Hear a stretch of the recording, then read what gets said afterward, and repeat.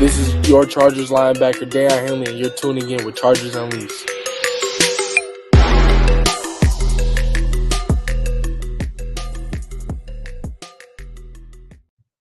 Welcome to another edition of Chargers Unleashed. Jake Hefner and Daiyan Wolkenstein here with you from the LAFB Network. Today's show, of course, is being brought to you by Underdog Fantasy, Aura AG1, Mint Mobile, and Rock Solid Sports Memorabilia. If this is your first time tuning in to the show, make sure to hit that like and subscribe button on YouTube. You can also follow us on Facebook, Twitter, Instagram, Spotify, and Apple Podcasts. Daiyan Wolkenstein, fresh off of Radio Row, workaholic, absolute beast out there, talking, mingling with the folks.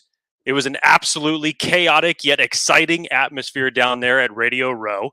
How does it feel to be home, sir? And obviously, the chapter on the 2023 season is officially done. You know, you talk about that result and what happened. Now let's open the book on the 2024 season. Off-season starts now. Let's go, Daiyan Wolkenstein.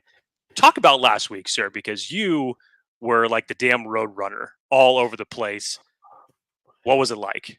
Yeah, man, beep, beep. Yeah, you're not kidding. Roadrunner, Radio Row was wild, not going to lie. There was so much activity. The buzz was flourishing there. And I will say it's pretty remarkable that the 2023 season is now officially behind all of us. And we are now in the 2024 season officially. Radio Row is wild. If you haven't seen it already, we talked to Lorenzo Neal. We talked to Chris Sims. We talked to Trevor Sikkema. We talked to Connor Rogers. We talked to Brian Baldinger. We talked to Joshua Palmer. We talked to Quentin Johnston. We talked to Tito Agbania. The list goes on and on and on and on and on and on. And it was all for the sake of Chargers fans who are desperate for a winning team, winning franchise. And that's what we're here talking about, fresh off the heels of the last game of the NFL season. Chargers start the 2024 campaign. Late breaking news, former Chargers player now going to be a coach on this team. So we'll talk about coaching staff updates. We'll talk about some player rumors, some roster transaction possibilities, as well as obviously, we're full on draft season mode. Jake Hefner, your favorite time of year. We all know how this goes. This is a live show. This is for the fans, by the fans, with the fans. If you have questions, if you have topics, please put them in the chat. You are just as much of a driver in this as we are. When you stop, we stop. So, with that, welcome to Chargers Unleashed Live, February 13th. Hope for all the men and women out there, have your Valentine's Day gifts ready for tomorrow. But Chargers fans got a Valentine's Day gift a day early, Jake, because former great Nick Hardwick, fresh off the news here, going to be an offensive line coach for your Los Angeles Chargers. Jake, you and I had the fortune of actually talking to Nick Hardwick a few years back on the show. Nick Hardwick, the latest coaching hire for this Los Angeles Chargers team. How are we feeling? This Jake Hefner. Holy homecoming, Batman.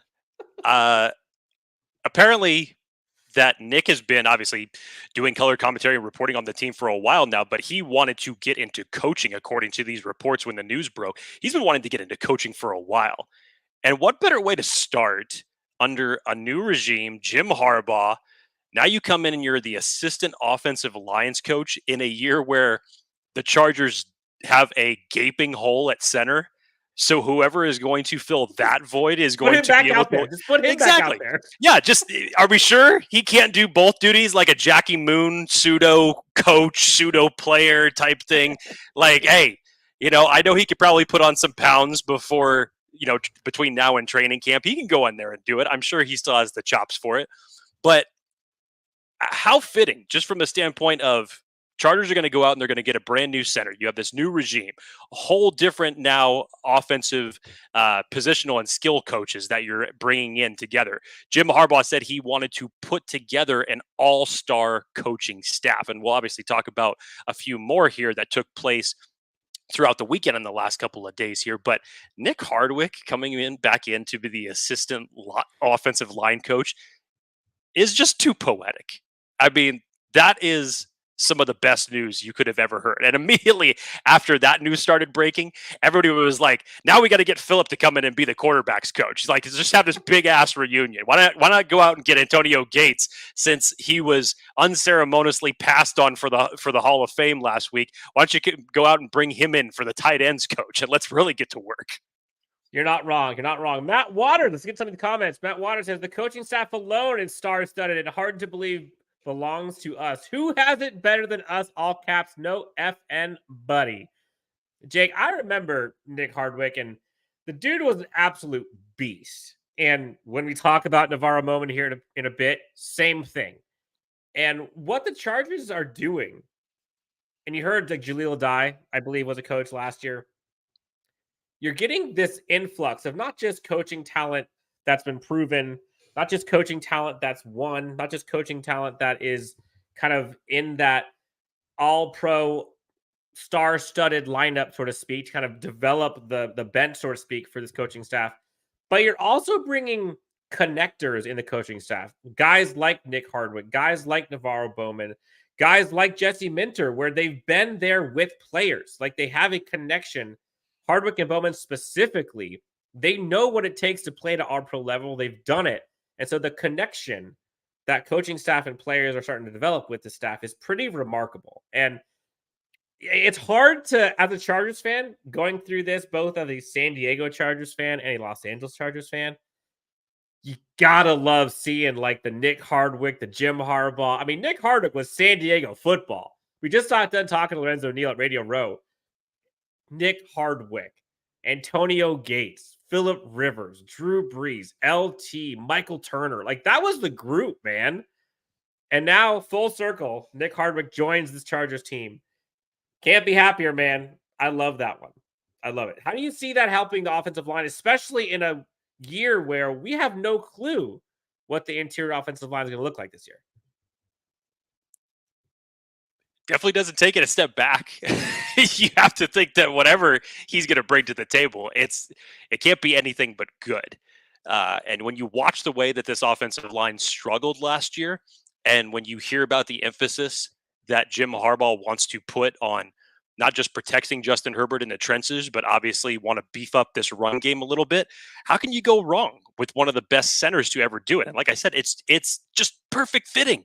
Right now, with the exception of whether or not the Chargers are going to bring back Will Clapp, because he's up for free agency this in just about a month, you're going to have a gaping hole at center. The Chargers need to invest in that.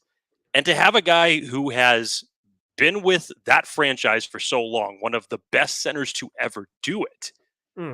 I mean, there's just so much weight in that to how it could just add another body and another mind in the room for how you're going to be able to improve this offensive line.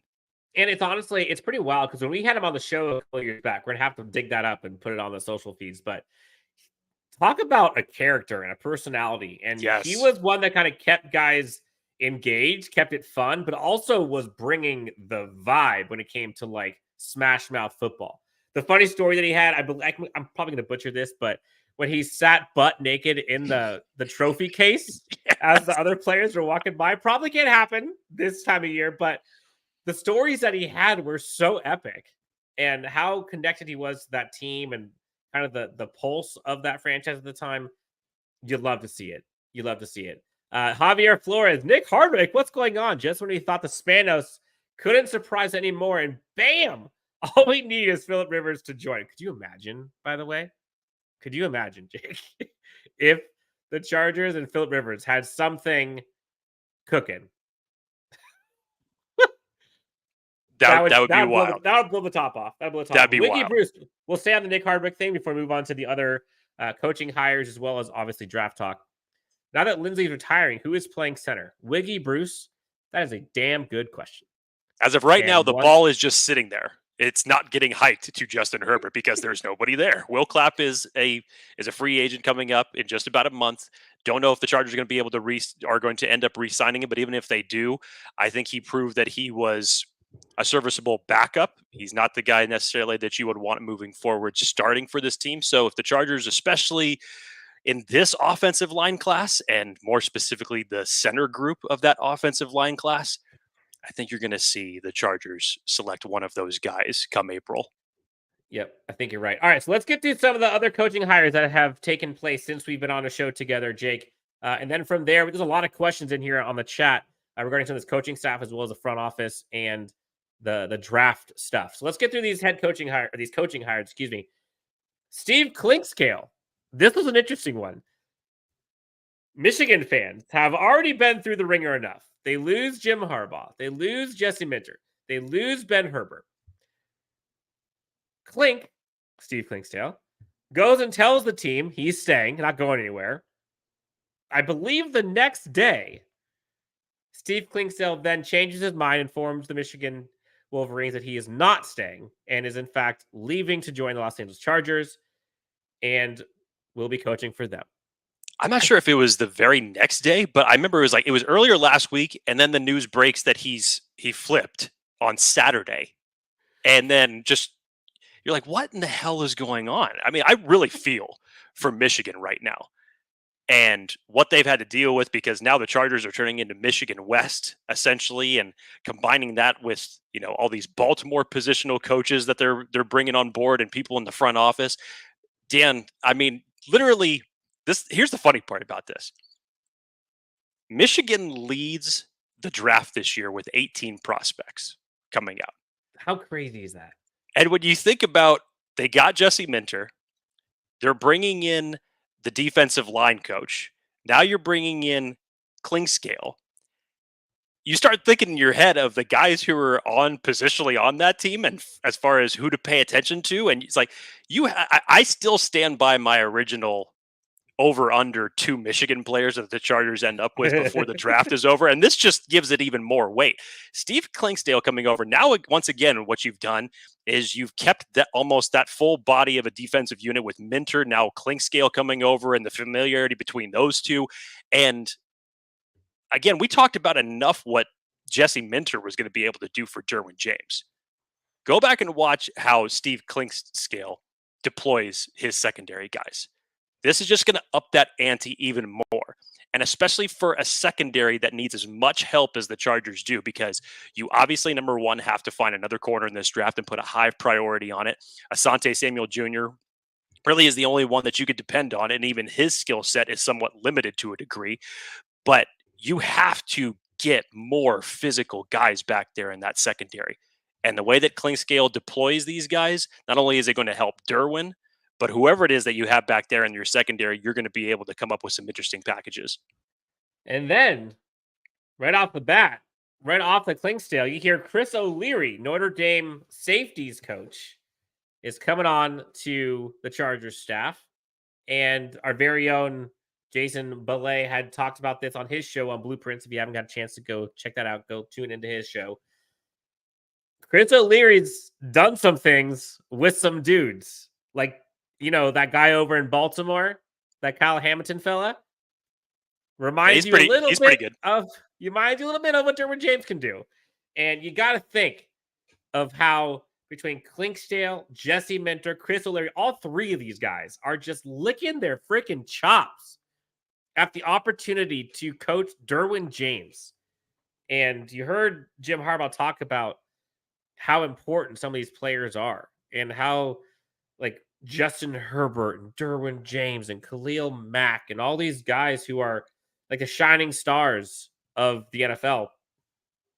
You damn well best believe that these coaches see those players as a big reason why they're coming. And I got to say, there's another coach now for this Chargers team who, for those who are old enough, when I'm making myself feel old now, Navarro Bowman and Patrick Willis, those two combined in their heyday, arguably the best linebacker pairing I have ever seen. And Navarro Bowman was an absolute freak. Give him...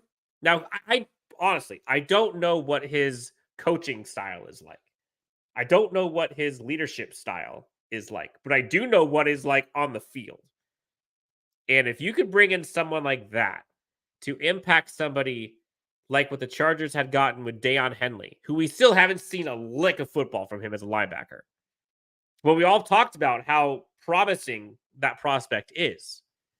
We don't know what's going on with Eric Kendricks, but that linebacker position, I would say, generally over the last decade, has not been great. And they've kind of tried to fit pieces in and out and tried to do some rentals. Remember some of the names that have come in and out of here? If we could get something steady at the linebacker position, like you're cooking. Jake, Navarro Bowman is now a Chargers coach. Thoughts? I didn't actually think about this, Dan, until maybe just a minute ago, and I include this in the Nick Hardwick conversation as well. This almost feels eerily similar to what Dan Campbell was starting to deploy in Detroit a couple years ago, where it's, not obviously what the Chargers have at the degree now, but he brought in just a bunch of guys for all of his positional coaches that all had so much playing experience. You talk about like Deuce Staley, Aaron Glenn. His coaching roster was littered with guys who had playing experience. And again, to your point, we don't know what the coaching style of Navarro Bowman's going to be, but when you have someone who was a 3-time All-Pro, played under Jim Harbaugh, so he obviously knows what he's going to do. And for a linebacking group that, as you said, desperately needs to be upgraded, whether it's from personnel and coaching alike.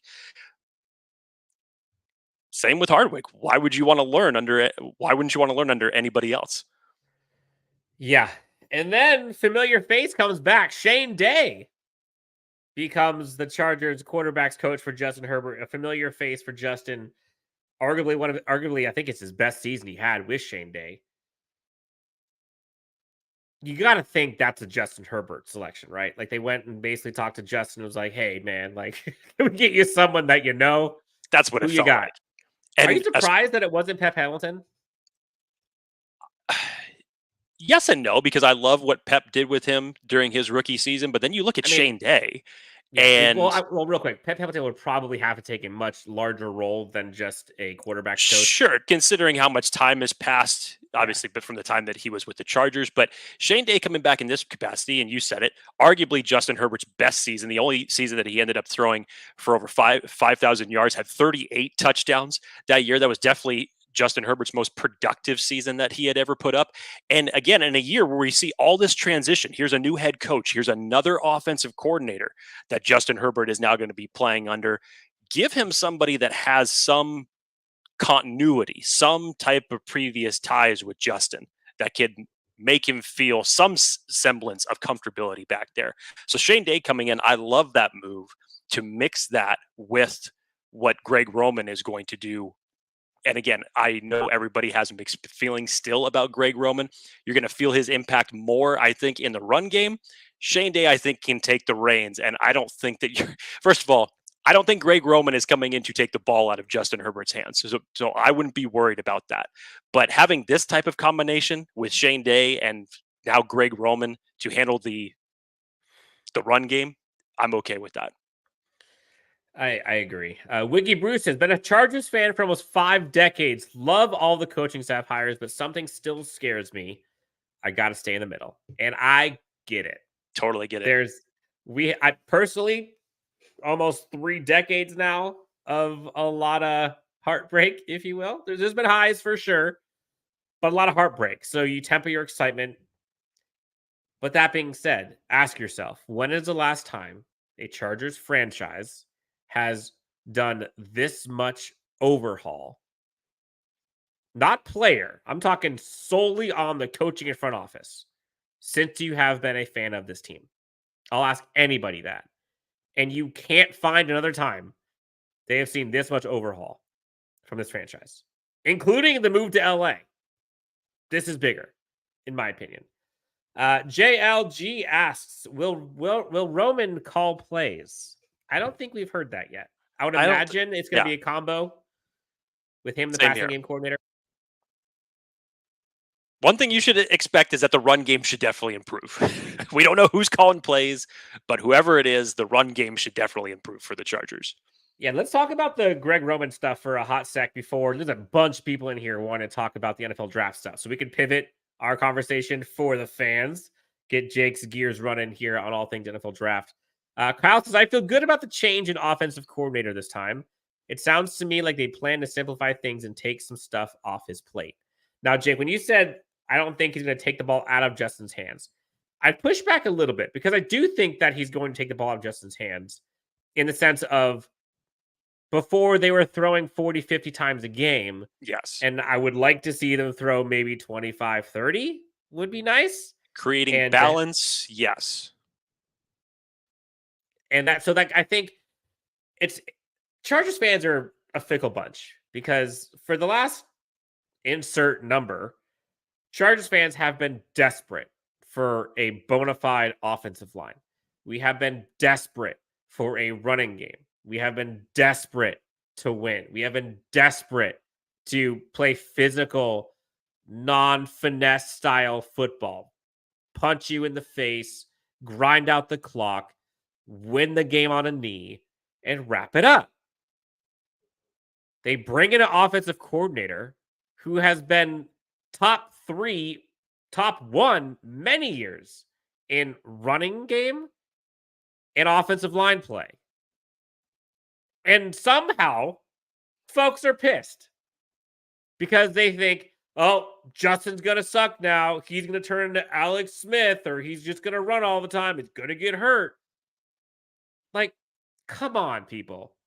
Do you honestly think that Jim Harbaugh is going to A, bring in Greg Roman, and B, let Greg Roman do that when Jim Harbaugh himself wants to win?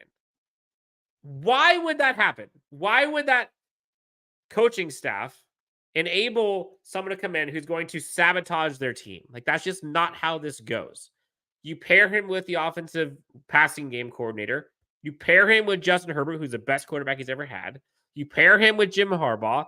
Greg Roman had a year off to kind of improve, to evolve. He's talked about it ad nauseum.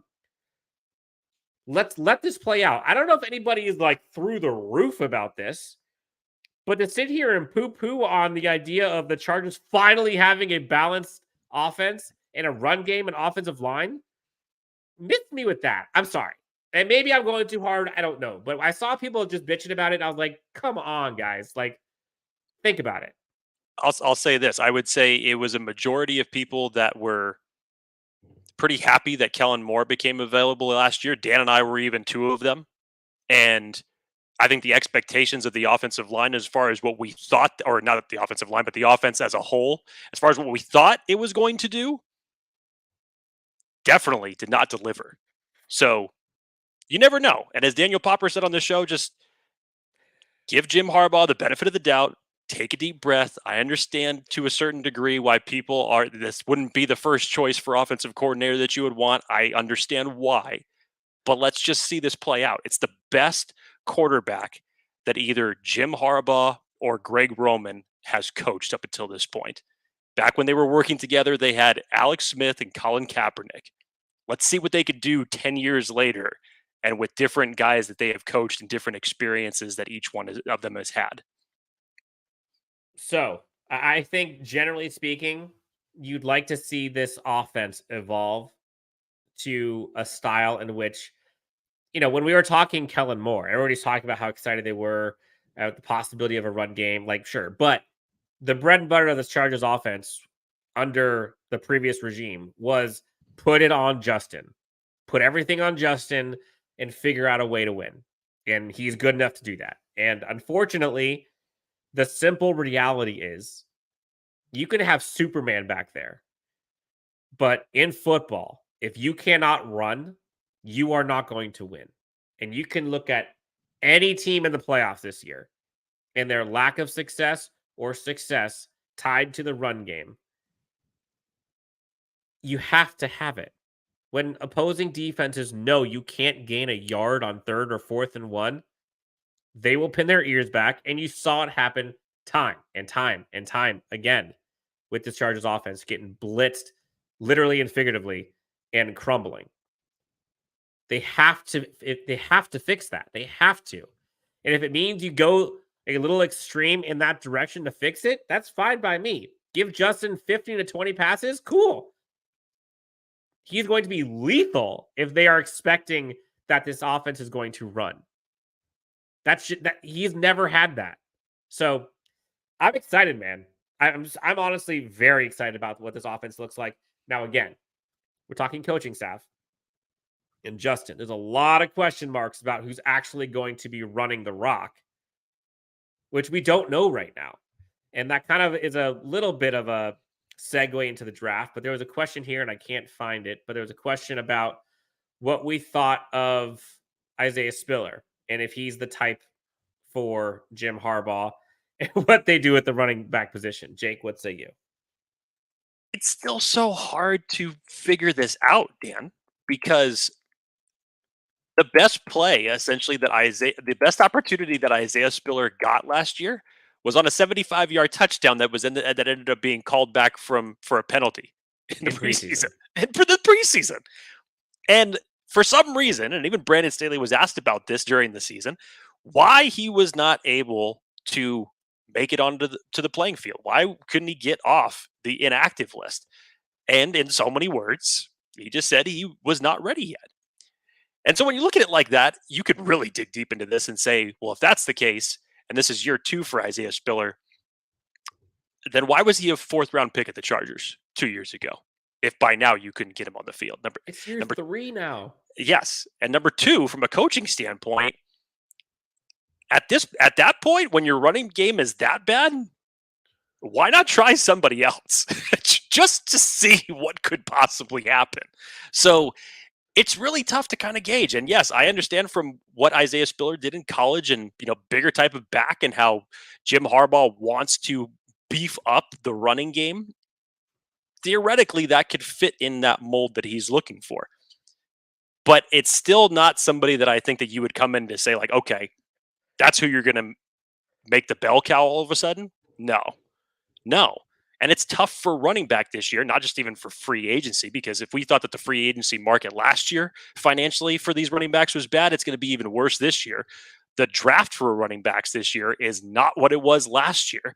So you're going to possibly take another day 3 running back, which again, I'm not saying that wouldn't work, but that's essentially what the Chargers have done 3 out of the last 4 years and the guys that they have brought in.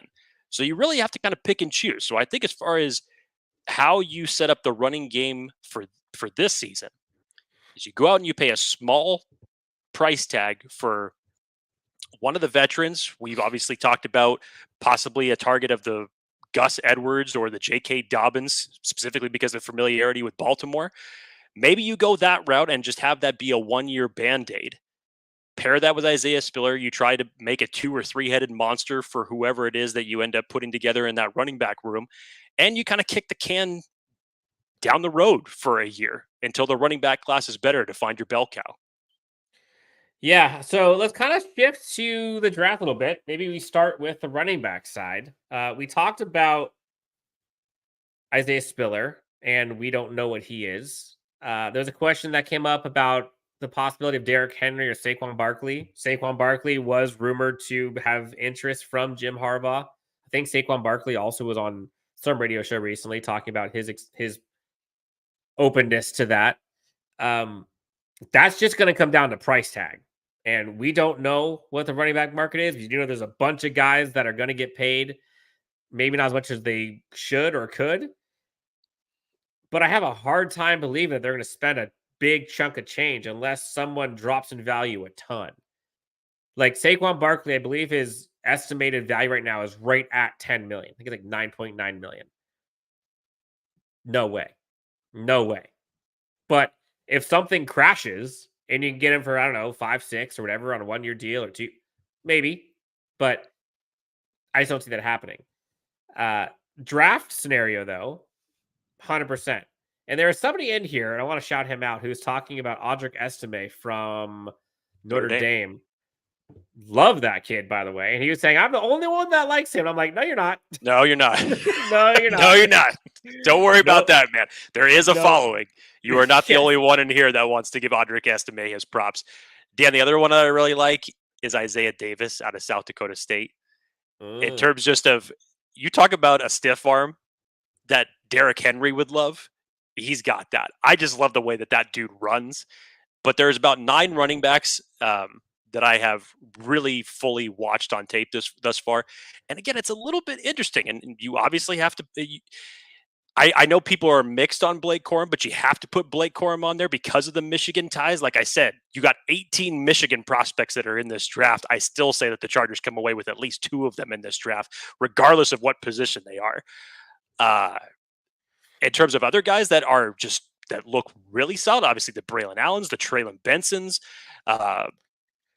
You mentioned the Audrey Estime. I really like what I see from Bucky Irving as well. But where does the run go on running backs? Because this is not a Bijan year. This is not. You're not going to see running backs going off the board this high.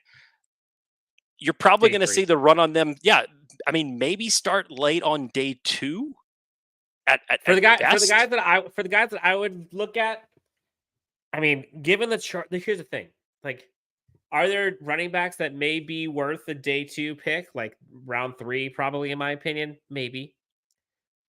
But like with the Chargers holes, oh my goodness, man!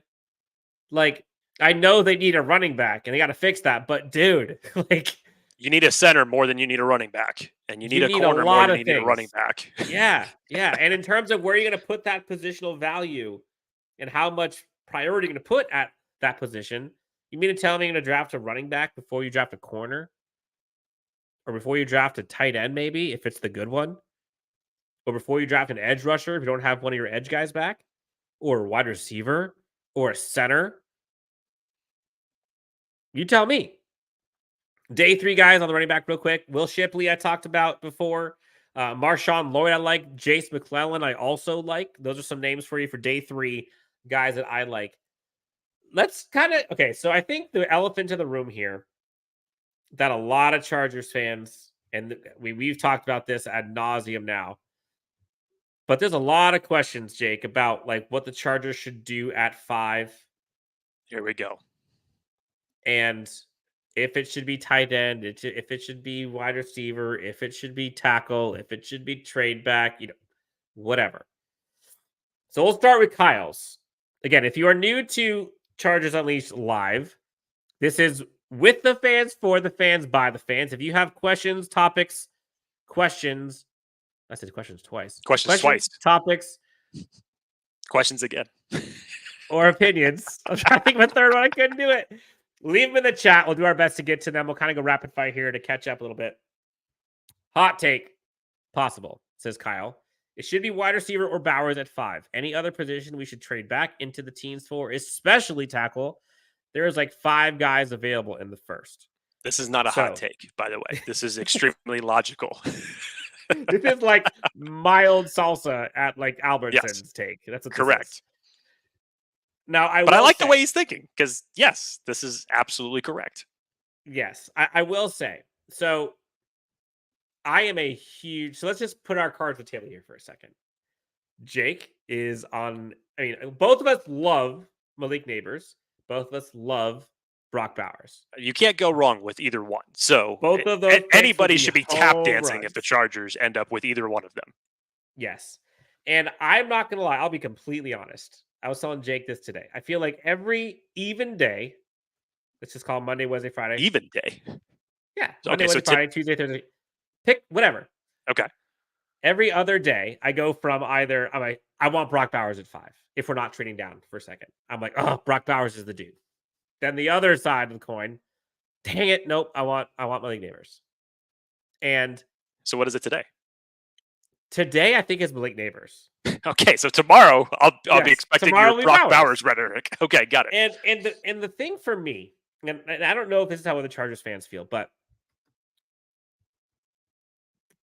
Brock Bowers and Malik Neighbors, though either of those selections kind of signpost a different style of offense that the Chargers team is prioritizing. And the style of offense that we've seen from this Chargers team the last 3-4 years, that feels like it's Malik Neighbors all day, every day, where it's just like run, gun, throw it down the field, win with speed, athleticism, yards after the catch, rock and roll. And the Chargers and Justin Herbert have been so sorely missing that elite playmaker who can hit home runs. Like, not just singles and doubles that we're talking with Keenan Allen, who is so good, but he's not hitting home runs from the 20 of their own like someone like this would.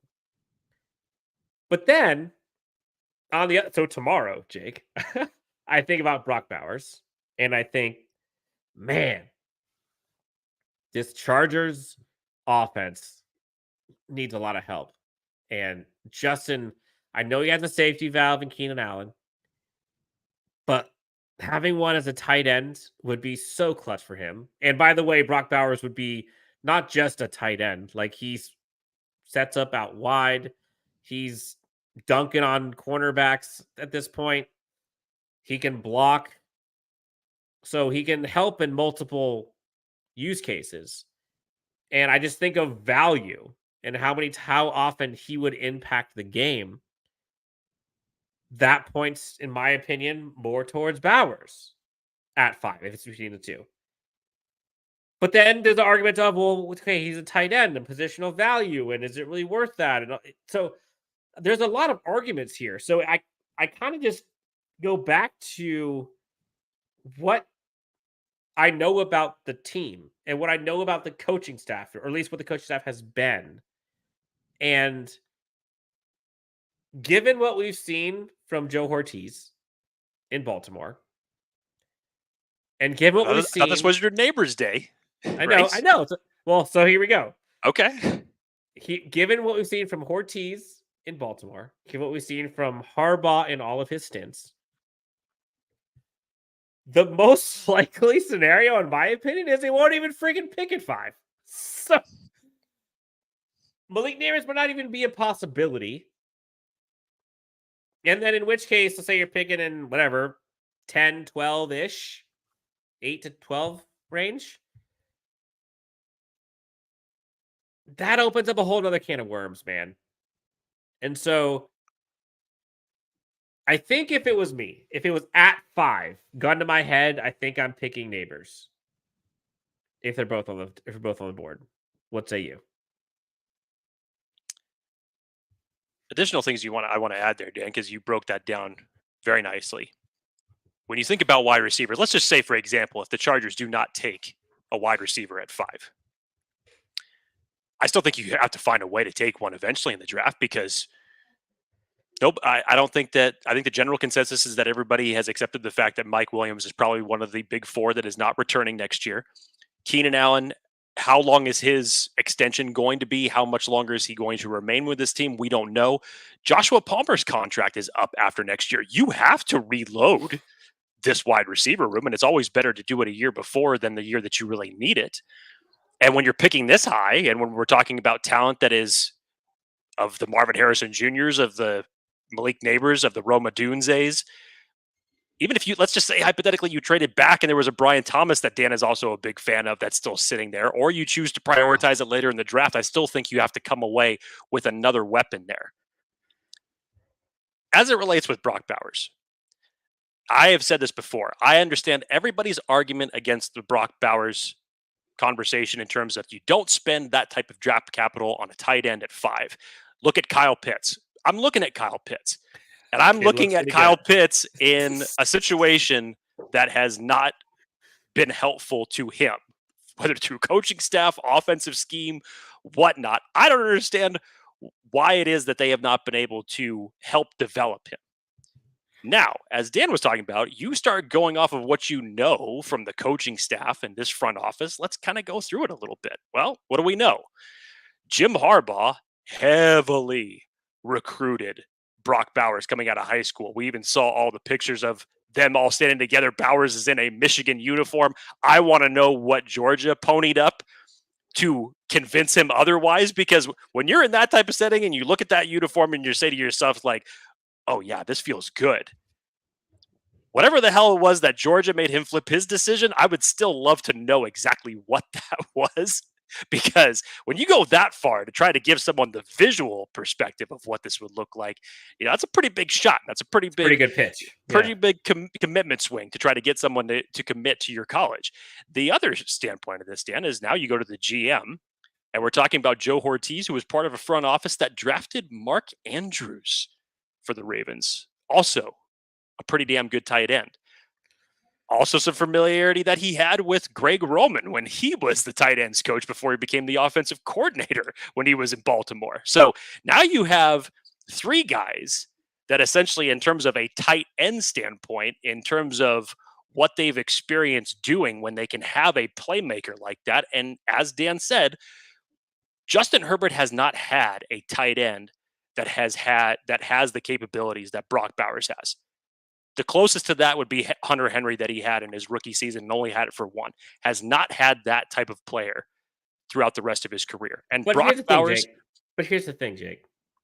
Door number 3 is the Ravens, Joe Hortiz and company have had close to 20 trades since 2020. Just since 2020.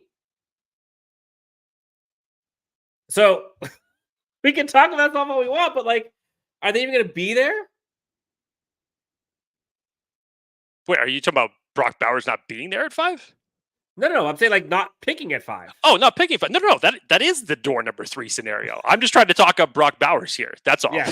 I'm not poo-pooing it. I am the last person that poo-poos a trade back. If this is the first time you're tuning onto this show, hello, hi, how are you? I'm the advocate for the Chargers for the past 10 years that has been asking for a trade back. Unfortunately, with the last regime, we never got that. I could totally see them trading back, Dan. I could. Which, by the way, for the last decade, we could never see them trading back. Unfortunately, not. We were all hoping that someone up there was going to change his ways, and that just didn't end up happening. But I could totally see them trading back. To your point, Dan, especially, let's just say if in a crazy reality that Marvin Harrison and Malik Neighbors, or let's just flip, you could say Malik Neighbors or Roma Dunze is off the board before the Chargers even pick at 5. If there's still a quarterback on the board by the time that the Chargers are on 5, get him on the phone. Get him on the phone and work it. I don't care. You move down to 8 where Atlanta's picking. If they don't end up going after Justin Fields, you move a little bit further back in the teens. Honestly, I wouldn't care, because if we're talking about revamping this offensive line class is ridiculously good this year, Dan. There's 26 offensive linemen, whether we're talking about tackle, guard, or centers, that I've gotten a chance to watch film of. 22 of them have top 100 grades right now. It's ridiculous how good this offensive line class is going to be. So if that is your goal, if that's your goal to revamp it, trading back and getting extra draft capital, by all means, I'm in. Now, Kyle Tucker here. I've seen people high on Alt. I just thought it's a waste of draft capital. So this might be tough for some to hear. I think it would be forking stupid to draft a tackle at 5. And I may argue it'd be stupid to draft a tackle in round 1, period. Not because the Chargers don't need an improvement in the offensive line play, specifically a tackle, but because of the economics of that position, paired with the needs of this team, paired with the money that they don't have. Remember, they have a former All-Pro, current stud in Rashawn Slater, who's going to get paid soon, possibly as soon as this offseason. They have Trey Pipkins, who is, I believe, on the books for like $9.75 million regardless. Even if they cut him, that's still almost $10 million in the books. They've got Jamari Sawyer, who came in and balled out in place of Rashawn Slater, who could be your swing tackle or starting tackle possibly. And oh, by the way, you need a center, possibly guard, a running back, tight end, wide receiver, edge, linebacker, corner, safety. And you're currently $50+ million over the cap. So spending another, what is it going to be? I think it's like $6 million-ish on another tackle when you already have probably close to $30 million if they re-signed Rashawn Slater. I know they need to improve the offensive line, but to spend that premium of capital on that just seems stupid to me. Even with a guy like Harbaugh and Hortiz who want to establish the trench game, there are other ways to do it. Am I crazy? No. No, not at all. And this would be different if Rashawn Slater was not playing for the Chargers. This would make all the sense in the world, whether you want to say it's Alt or Fashanu or whoever it is that you would say is going to take that spot. And when you're talking about positional value and the argument for the tight ends and whatnot, we all know how much left tackles get paid in this league. But you would essentially be selecting a left tackle in Joe Alt to then kick him over to the right side when he gets to the pros. So you'd essentially be spending your 5th overall pick on a right tackle. And we've heard Daniel Popper talk about this on the show. It's not always the easiest transition, no matter how good the guy is, to switch positions. Some guys can do it. Some guys are that versatile and that talented that could do it. We've even seen it with some of the guys over there in Cincinnati with their offensive linemen when they went that route. And it wasn't the easiest thing for the guy who was moving from left to right to then make that transition easy. Tristan Wirfs, same thing. He's even said in interviews from where he was drafted, and when they had to reshuffle that offensive line into a different position, it was not the easiest transition for him. So I totally understand from the Chargers standpoint, and when you start thinking about Harbaugh as well in terms of how he likes to build the trenches, I get all that. But 5th overall for who's on the board, no. Trade down, that's a completely different argument. But at 5, no. Rex says Neighbors is a good choice if Harbaugh is willing to move off of his preference for multi-tight end personnel. But if he's going to mostly have 2 tight ends, only 2 wide receivers on the field, then 3rd wide receiver, few snaps. Now, who's the 3rd wide receiver? Because I would bet my bottom dollar that if they draft Malik Neighbors, he's your 2nd wide receiver behind Keenan Allen. It'd be between him and Palmer. And I don't see them keeping Malik Neighbors off the field. Just saying. So even if they do want 2 tight end sets, you can still have Neighbors on the field. But the point still holds true a bit that history tells you that Harbaugh's tight end 1 becomes offensive weapon 2 in the system. Will it continue? We will see. Out of Joy or Mack, are we keeping any? This person asks. This is tough. And now again, you have to take into account what you know of the new GM now. Now we've not seen him actually go out and execute anything. But yeah, what was one thing that he talked about that got everybody excited? 2 words that this franchise is not used to hearing about is comp picks. Comp picks. What is that? In terms of what you can get from a trade value, what's the best way to do that? You trade for someone when their asset value is at the highest. And I know some people have been indifferent about this as far as who could hold more value just because of the difference in age between Joey Bosa and Khalil Mack. But Khalil Mack, you can't argue. I understand how good he was for this team. And if he ended up coming back, I would say he definitely earned that and would be a value asset to the team. But in terms of one of your best trade pieces to possibly get something back in return to, again, not only get that number off the books for you, but get some extra draft capital in the process, you kind of need a youth movement at the edge position. And Tuli was a great start to that. I think you'll end up finding another edge, whether it's in this draft or next year's draft or whatever it is, depending on what happens in the free agent market. But you're going to have to shift to a youth movement at the edge position at some point. And you can count it however you want, whether it's this year or it's next year. I don't see Joey Bosa or Khalil Mack remaining on this team after 2 seasons. I don't. So for some context, because there's a lot of people in here talking about restructuring Bosa or trading one or keeping one.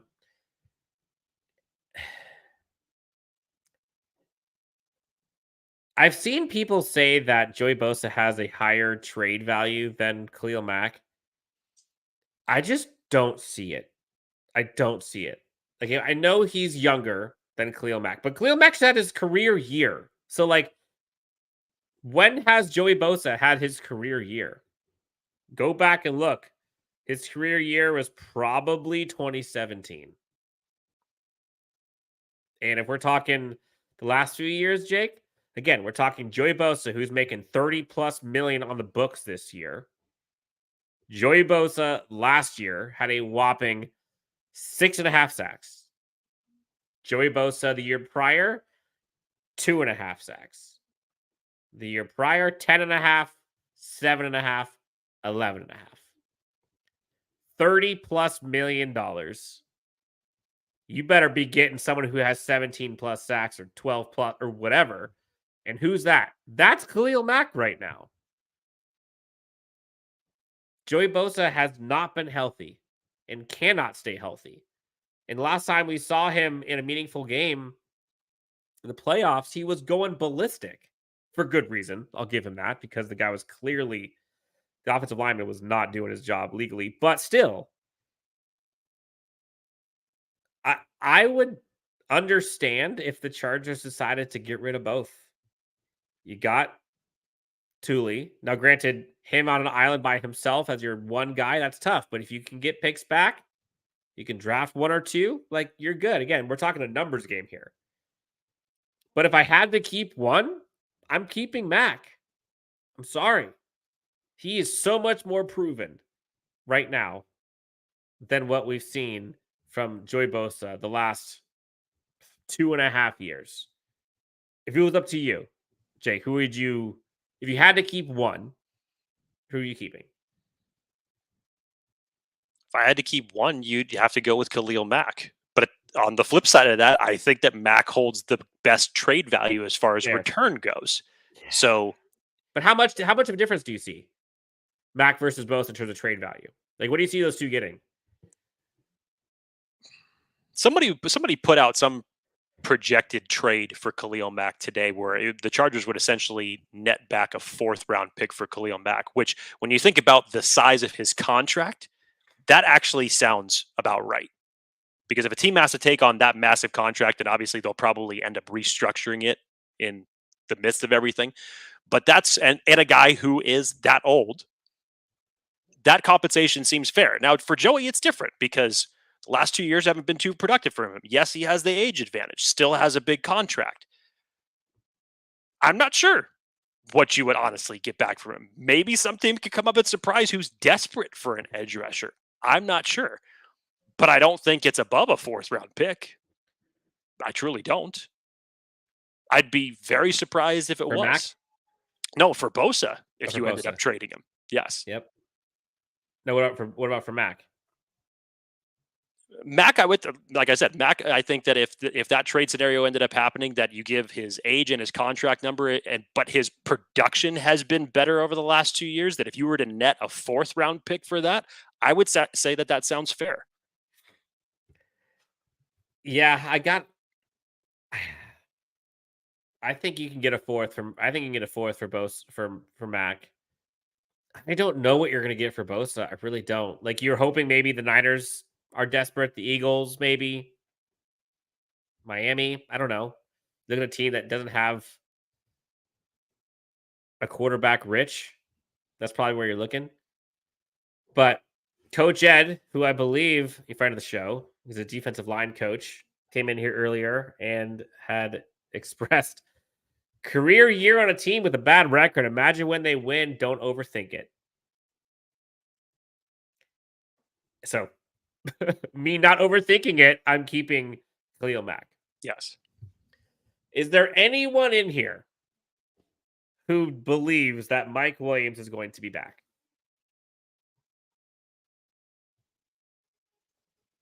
Okay, next question. It's a sad subject. Yes, number one, that we have to have that conversation. And it's so unfortunate what happened to Mike Williams. Yeah. But I think this of anything, Dan, is more for a financial move in terms of, parting ways, because you have to. And when you look at what you invested in wide receiver last year that unfortunately didn't end up showing the return that you would have liked in year one, you have to start rebuilding this now. Yeah. And again, like, the best ability is availability. You hear it all the time. and Joey Bosa and Mike Williams, they're kind of in that same discussion. Like when they are healthy, if they are healthy, like they're studs. But that's a big if and it's a big when. And too often they haven't turned out. And so it's unfortunate. Mike Williams, friend of the show, we've had him on here multiple times. We've been there with him at training camp. We interviewed him on the field, like the whole nine. He's a great dude. But it's a business. And unfortunately, this team is 50 plus million over the cap. And you got to make decisions. And again, to remind fans here, Keenan Allen, Mike Williams, Khalil Mack, Joey Bosa are each the top 2 paid players in the NFL at their position in terms of cap space, cap hit for 2024. That is not sustainable. You just can't keep that. Now, moving forward, Jake, there's a tweet that came out yesterday. I think it was yesterday, of the last 4 draft classes. And it wasn't pretty. It wasn't pretty. And I'll go through some of these names here because I think this kind of shows the discussion that I had of kind of the trade back importance. And let me just go through some of these names. Okay. 2020 draft class had Justin Herbert, right? He's the crown jewel of this entire 4 years. Kenneth Murray, Joshua Kelly, Joe Reed, Alohi Gilman, and KJ Hill. Now, park the Alohi Gilman name here for a sec because we'll talk about that. But KJ Hill, not on the team. Joe Reed, not on the team. Joshua Kelly, most likely not on the team. Kenneth Murray, most likely not on the team after this year. 2021. Rashawn Slater, stud. Asante Samuel Jr., starter. Josh Palmer. I think he's turned out pretty darn good. I like Josh Palmer. Trey McKitty, not on the team. Chris Rumph, probably not going to be on the team soon. Brendan Hymas, don't know. Nick Neiman, special teams guy. He has shown some promise a little bit. Certainly not a starter. Larry Roundtree, not there. Mark Webb, not there. 2022, Zion Johnson, currently not worth the pick, but still room for improvement. JT Woods, haven't seen a lick. Isaiah Spiller, haven't seen a lick. Tito, I actually like Tito. I think he is good. He was hurt for most of last year, or part of last year. Sawyer, solid. Not quite as well. He's currently a starter as a guard, but he had kind of a down year. Jazir Taylor, Dean Leonard, Xander Horvath.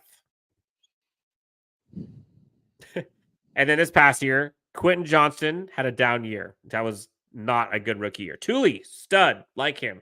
Daiyan Henley, we all like him, have no clue what's like on the field, except for the short stints we saw at the very end of the season where he looked great.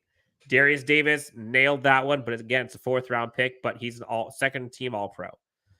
Jordan McFadden, no clue. Scott Matlock, barely seen him. Max Duggan, not on the team. So there's like arguably, Jake, 5 guys there. 5 that you can say are starters or good starters. This is in the last 4 years. Out of 30 picks. 30. That's horrible drafting. That is horrible returns. I remember Joe Reed, Dan, once upon a time scored on an end-around touchdown and nobody ever saw him again. I remember KJ Hill, and there were a lot of people during that point in time, given what he had done in college, that were psyched out of their mind about that pick, and for him being the last pick of that respective draft, that people were really hyped out about. And then when you got to training camp, he couldn't put it together. Nope. D says, oh, is that the one that Alohi chirped at you, Dan? Yes. This is the one. So, again, I saw that, and I was thinking, oh my goodness, that is horrible. So I said, Alohi Gilman is a solid player, but him currently being arguably in the top 5 of the 30 players the Chargers have drafted since 2020 is wild. And I stand on that. The Chargers, go back to Alohi Gilman's first 2 years. 6th round pick. He was a depth piece at best. He the was first still 2 behind years. Nasir Adderley on the depth chart. Yep. And you give him credit. He has balled out. He has improved. He has grinded. He has risen, and he has turned into a bona fide starter. And we all love Asante. We all love Alohi Gilman for that. I think he's a very good player. But when you look at the 1st, 2nd, 3rd, 4th round picks that the Chargers have picked and missed, and you look at how many guys that they've drafted that aren't even on the team anymore, for Alohi Gilman to be a top 5 player this team has drafted, that's no knock on Alohi Gilman. That's just a knock on how many guys this team has missed on. And it's unfathomable how many of these guys aren't even on the team anymore on rookie contracts that are like big hit. Like JT Woods, we have no clue what he is. Trey McKinney, you and I both, I remember at the draft party, Jake, we were like, what? For context on the Trey McKinney pick. By the way, that's hilarious what your buddy had said when that pick happened. My buddy Brian, much like Dan, ever the optimist, basically just kind of going over through the thing, was like, well, he can catch, he can run. just giving me the basics. Like don't have to worry about it. We're fine. That's it, Dan. In reality, that's it. Even when you take it just from the last 4 years, and like we said, that's bad. Yeah, that's so bad. Alohi Gilman replied to that, by the way. So I want to give him his flowers here for a second. He said, "Why is that wild? Don't mistake draft status for talent. It doesn't really matter when or how you get there. 1st round or 6th round, the real always rises. Maybe, just maybe, I'm a top 5 talent. 6th rounder to a top 5 talent? Yes. And I agree with all of it. I agree with all of it. You see late round picks booming all the time. But that doesn't mean the team shouldn't be hitting on more than what they've done. And so, again, no knock on Alohi Gilman. I wholeheartedly agree with Alohi Gilman's rise, and he well deserves his 2nd contract. But many of the team's other selections simply have not worked out. They just haven't. And so, 2 things can be true. Alohi Gilman could be playing well above his draft pick and has become a top 5 player of this team. True, full stop.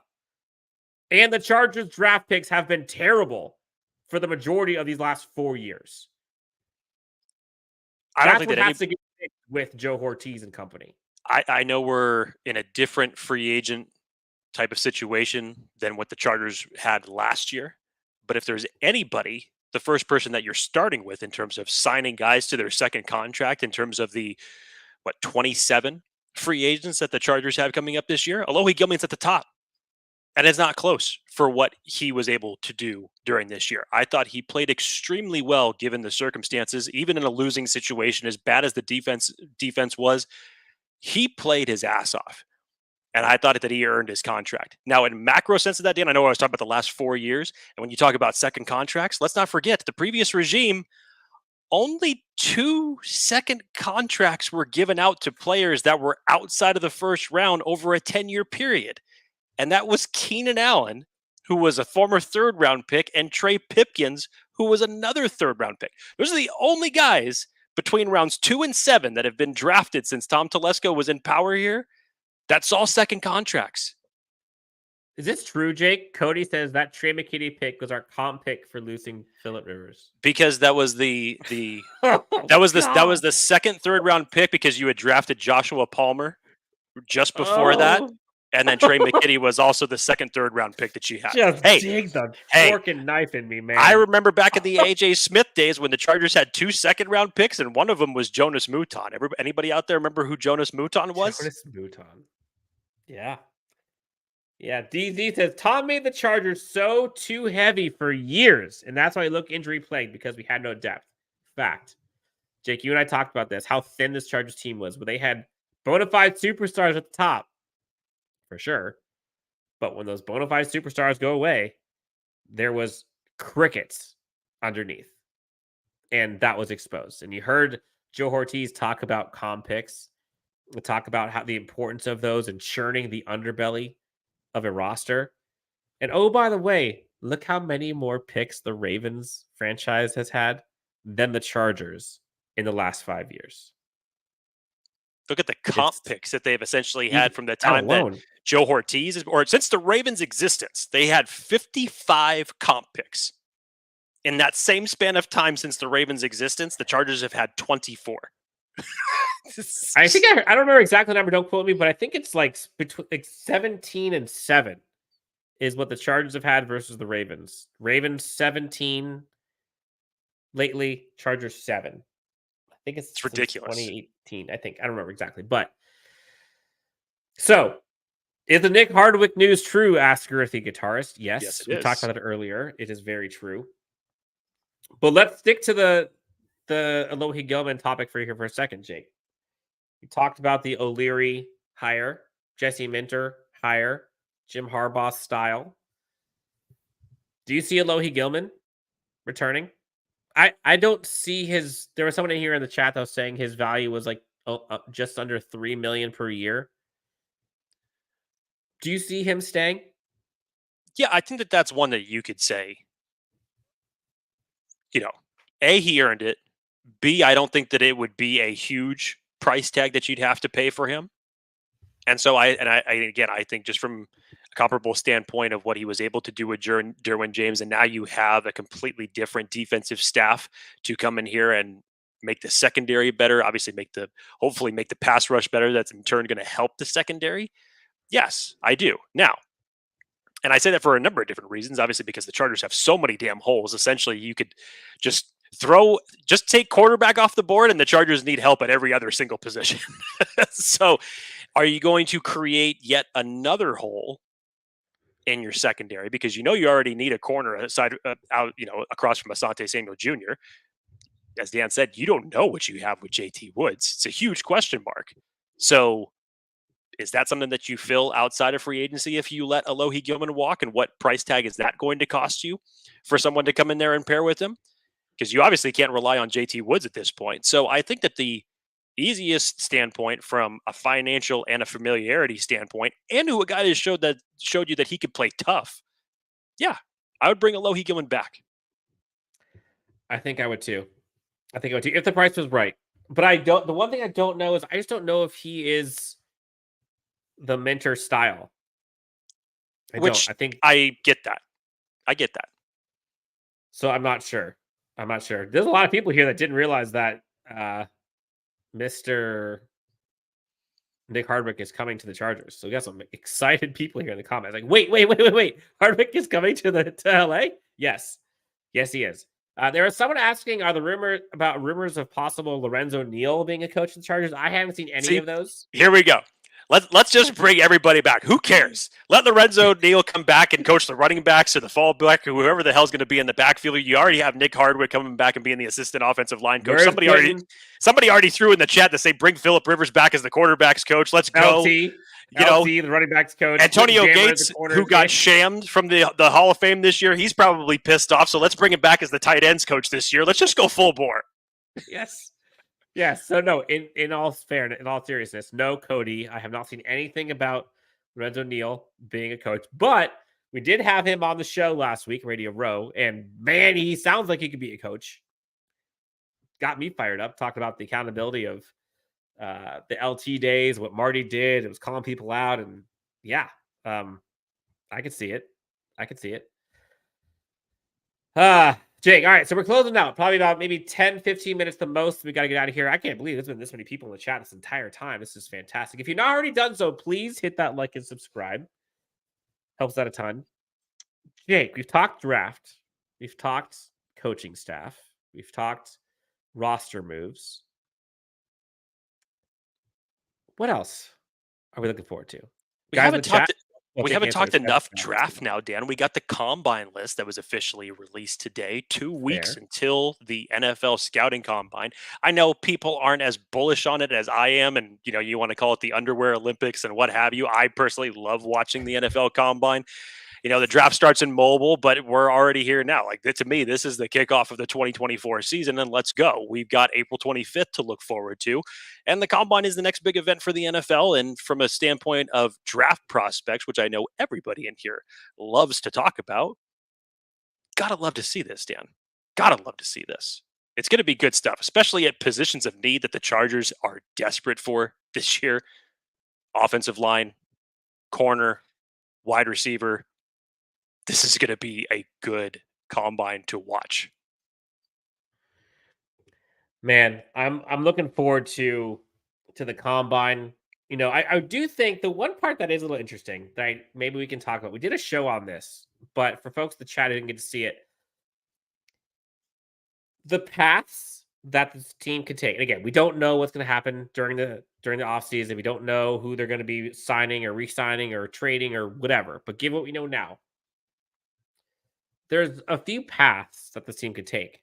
And for example, like if they go wide receiver number 1 or in round 1, let's just go no trades for a second. If they go wide receiver in the first round, what does that mean for other positions? Like, what does that mean for the tight end position? They currently have Donald Parham and Stone Smart. Or if they go Brock Bowers in the first round, who would then be available as a wide receiver in round 2 or 3 or 4 or whatever they want? When would be the time to draft a other position, whether it's to draft a corner or a linebacker that they possibly could need, or a safety that they could possibly need, or a center that they could possibly need. And so the challenge becomes you only have so many picks. You only have so many picks. And so if there is no trade down, which again, like I think we both believe that a trade down scenario exists and is probably likely, I guess. I understand, and I'm talking myself here for a second. I understand how important it is, how much I love Malik Neighbors. If the Chargers go Malik Neighbors, it kind of becomes a little tough when you're looking at, okay, well then who do they go for tight end? Like the kid from Texas? The kid from Michigan? But those guys aren't Brock Bowers. But hey, maybe Jim Harbaugh and team don't necessarily think they need him. But that's where the interesting part comes. Is there's give and take no matter who or what position they take. And so you got to think, is it worth it? What provides the maximum value for that selection? And is it worth it? Of who, it's kind of a risk reward thing. Is that pick worth the guy you're going to miss the next round? So it's an interesting discussion. And as much as people want said player, you got to think about the other side of the coin. So is there a scenario for you, Jake, that on face value, it sounds fantastic, but then in practice, in practicality, in reality, it's woof. Yeah, but see, I think everything you're saying right there, Dan, gives more weight to the Chargers trading down. Just makes the most sense because there's so many holes to fill. Now, trust me, Malik Neighbors or Brock Bowers being on the board at 5, this is the irony that the football gods want to put on me. I've been asking for 10 years for this team to trade down. And the one time that now seems the most realistic because of situation and personnel and front office, now with 2 studs of talents, that Malik Neighbors and Brock Bowers being there at 5, the Chargers may actually trade out at number 5, of course, when those 2 players are on the board. But Dan, remember when we were talking about if you go back to November, before you actually knew where this Chargers team was going to end up in the draft order, you were probably at that point in time, it was probably hovering between 10 and 12. And all the conversation was about corner. And honestly, if the Chargers traded back, depending on how far back they go and what type of return they get for that trade back, that to me might look like the logical step. You need someone back there in that secondary. Now, again, as you were mentioning with Jesse Minter, how is Harbaugh going to want to cater to not only the guys that he wants, but the guys that he knows his other guys that his guys want, Mm-hmm. being Jesse Minter and knowing the defense that he run. And now obviously with Clinkscale coming over and the guys that he coached up, you have to think that they're going to cater to this one way or another. So if the Chargers were able to trade back and take a corner, and whether, I think the corner conversation probably starts, it's going to be offensive heavy in the top 10. You probably look at maybe 9. You could start the conversation for cornerback, possibly. I know that Chicago currently sits there. Doesn't mean they're going to necessarily stay there. But you could say around that 9 or 10 mark that the corner market might start heating up. So what are we talking about? A Terrion Arnold, a Nate Wiggins, who I love. I know Coolin McKinstry, his value once upon a time was the top corner in this draft. His value has since fallen. I personally like Quinyon Mitchell, who's been a stud, and his value has just risen over the last several weeks. Skyrocketing, my goodness. Enos Rakestraw, who didn't get a chance to perform at the Senior Bowl, he is a feisty, physical corner that I feel would totally mesh into this defensive system. So depending on, again, where the Chargers land, if they land out or, just outside the top 10, I think corner makes a lot of sense. And then depending on that return that you get, you'd probably say maybe a center would be the next pick that you would go. And I know everybody in the chat, and I've seen it, and I understand why, as far as, Powers Johnson and wanting him to come on board for this team to hold the middle of the center, because the dude is just a brick wall. Nobody can move him at the center position. But Dan, this center class, it's got some talent. If Zach Frazier from West Virginia did not have an injury, I feel like that he could be contending with Jackson Powers Johnson to be the first center off the board. Honestly, he was injured late in the year. He was able to do positional drills, wasn't able to play at the Senior Bowl because he had a broken fibula, but he is also a monster. And then you keep going back. Okay, if you wanted to push that rock a little bit further down, Cedric Van Pran from Georgia. How about Drake Nugent, who's a familiar face with Jim Harbaugh from Michigan? There is a lot of directions that you can go here, but I get it. Wide receiver, tight end, at almost at face value looks like a value pick in that certain circumstance, and yeah, maybe it is given the other positional needs of the Chargers. But hey, you have options. You're not pigeonholed here. This is the advantage of picking at 5 as opposed to 17 for who you know is going to be on the board, and as opposed to who may not be on the board. So the good thing is that the Chargers have a crap ton of options that they could do. And thank God they now have a guy in the GM spot that's familiar with moving around. Yes. You know what, Jake? We got 5 minutes here. What do you say we do a quick mock draft? Let's have some fun. Oh, good Lord. Really? Let's have some fun. Let's get crazy. All right. All right, fans, listeners, not? viewers, let's rock this thing. All right, Jake, you get the choice. Would we rather stay at 5 or trade down in this scenario? We can do one trade down. This will be interesting. Neighbors and Bowers are on the board, as well as all. Of course they are. Of course they are. Let's have some fun here. What are we doing? Neighbors, Bowers, trade. So this is the fans' mock draft right now. Yep. Okay. We've got trade back to 10, trade down. Wait, trade back and take Bowers. Okay. Trade down to 8. So everyone's saying trade down. So we're just going to stay here. We have 4 options. I think 18, 19, 30 is probably too low for everybody. So we'll do 8. Try to make it as realistic as possible too. Dan. Right. So 5, we get 8. 8 and 43 has a 70% chance. Does that seem realistic to you? Seems realistic. Or 5 or 8 and 74. See, I don't think the Chargers would do it for 74. Did all 3 of the quarterbacks get taken before you picked? No, this is realistic. Someone's going to be desperate. So Jaden Daniels is still there. Aha. Okay. So someone's desperate. So we're going to say Atlanta's desperate here.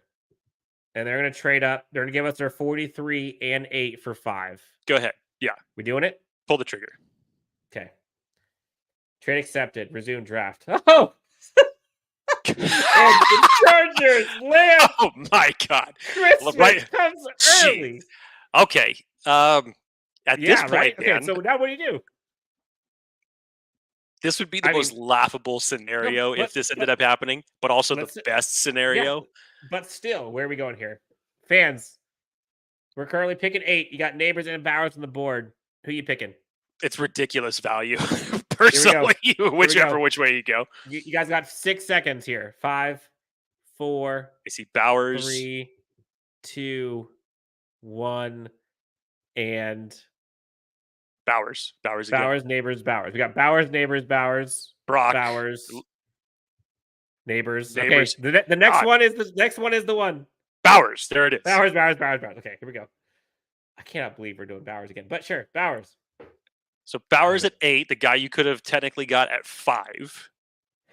And your next pick is now. What are we, Dan? Sorry, that's too small for my eyes to see. Sorry, we are now picking at 37. Okay, and then we have it again at 43.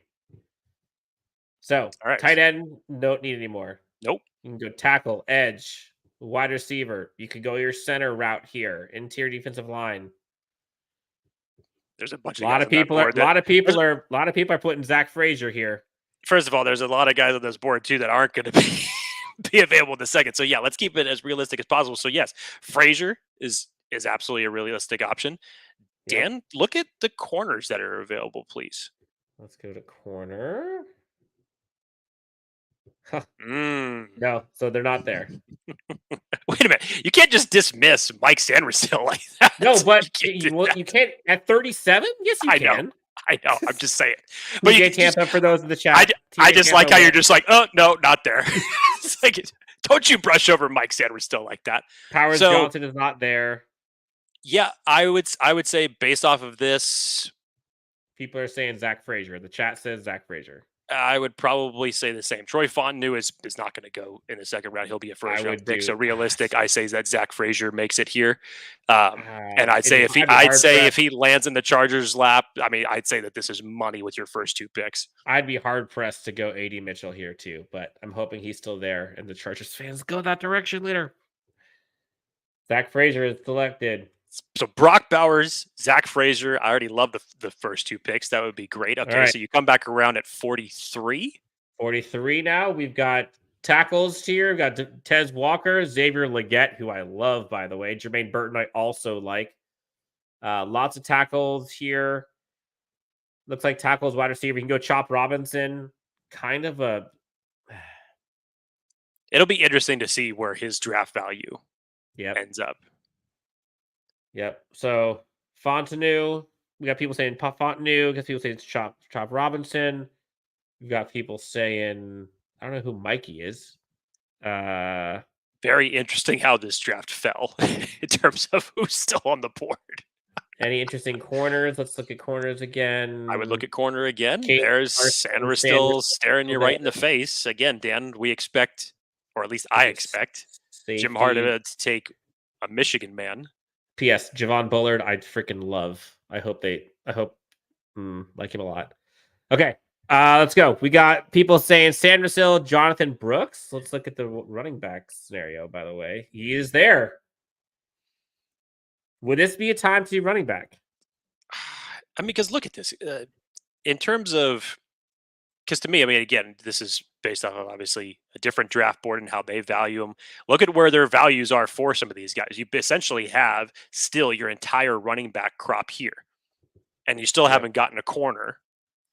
So what positions are you valuing? Someone in the chat says you got to go defense. I would do the same. You went 2 offensive picks already. Yep. So interior defensive line is the one I was going to look at. Oh, man. Javondre Sweat would be sick. Need to beef up the interior defensive line. Javondre Sweat would be sick, man. It's a little bit of a reach, but dude.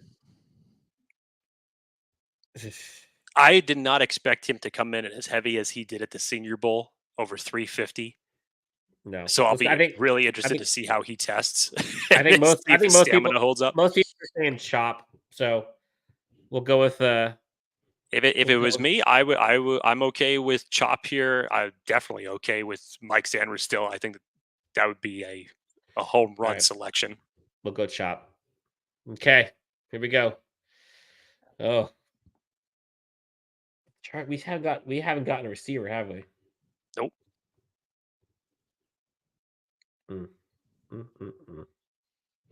Malik Washington. He's gotten a lot of praise. I'd like See, and here's again the point that Dan was trying to make earlier. Here's what happens if you choose not to go that route. It's tough. There's going to be one position that's going to be left out that you're going to look at, and it's going to look like scraps initially. But this is what happens when you have to prioritize it this way. Okay, look at that. Micro Sarah's still there. I'm not even giving people an option where pick is there because we don't have a corner right now. You don't have a corner. I would be shocked if he lasted till the third round. Yep. All right, and then this is the last one. Here's maybe where your running back situation might garner some interest. So we're talking. Oh, here's your estimate. Is this a third round or a fourth round pick here? This is a fourth round pick. This is a fourth round pick. Okay. So this is right around right. Bucky Irving's, your Audric Estimes, Ray Davis, I know was one that was fired off in the chat as well. I like Will Shipley and Estime here. Oof. If you're going that route, I think you got to. I would do a coin toss between Estime and Irving, maybe. Yeah, maybe linebacker. You could do. I saw someone in the chat about that. Oop. Yeah, good Lord, because you need help there too. Yeah, see, can't do that. I don't want to take over, but I would say Estime, but I'll leave it to the group. Bucky, Irving. Looks like a lot of people saying Bucky. If it's running back, has to be Bucky. All right, let's do Bucky. That's it. All right, Chargers fans. Here is our winging it mock draft. We get a B. On a whim. On a whim. A- though, total. You'll take that. So they said the trade with Atlanta was a B, but overall the draft grade for who you got was an A-. Interesting. Yes. And the only reason why it's A- is because of Zach Frazier, else would have been higher. But again, the only thing the Chargers didn't get here was wide receiver. And you're probably hoping that the Chargers can pick one up in free agency or take a flyer. Maybe you can get like a Jamari Thrash type later on. Who knows? But Jake, I think that's going to do it. We went through all kinds of stuff here. It has been so much fun. Chargers fans, thank you so much for tuning in to Chargers Unleashed. This has been a lot of fun. I hope you guys appreciated this. We talked all things draft. We talked coaching staff. We talked possible trades, roster discussions. We talked past drafts since 2020, the whole nine. And look, someone in the chat said, D-Gen said, I'll take an A- draft after the past couple of drafts we've seen for this Chargers team. For those of you who have not already done so, please do us a favor. It takes 5 seconds. Hit that like and subscribe on YouTube. We just finished doing a Jim Harbaugh giveaway. We'll be doing another giveaway here momentarily. This is going to be so much fun as we continue on. Lots of things upcoming. We have special guests, some incredible episodes for you. But until then, take it easy. Thank you guys so much for tuning in. For Jake Hefner, you can find him at Jake T. Hefner. Myself at Dan W. Sports. Jake, any last parting words for Chargers fans before we head on up out of here? Offseason begins now, baby.